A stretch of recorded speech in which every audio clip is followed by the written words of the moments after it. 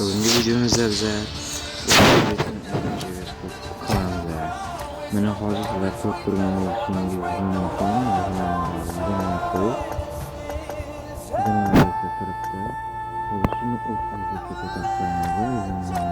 Akkauntim hech qanaqa akkaunt emas, o'zimning akkauntim. Kanalda ketdi bizlar hozir bundan chiqib olamiz.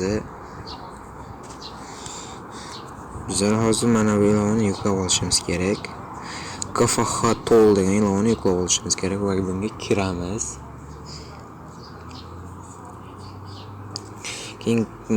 Keyin bu yerda xuddi shunaqa qilib qo'yishingiz kerak va bu yerda tepada global degan bor. Globalni bosib bu yerda accept deganni bor va shu yozuvni bosasizlar. Va sizlar PUBG nimaga kirasizlar. Ve bizler bu yerdan buni bosamiz. Uni ma'lumoti bilan kishini tozalab tashlaymiz.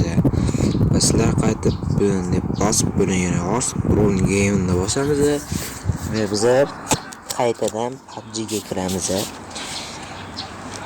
Xuddi shunaqa qilmasalar, u 60 FPS tushmaydi, hech qanaqa bo'lmaydi. Bu o'zlaring qila olasizlar degan umiddaman. O'shaning uchun siz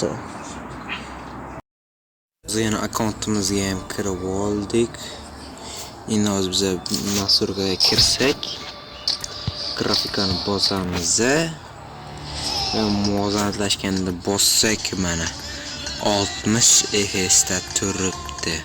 45, 30, 20, 15 x 60 mana 60 FPS.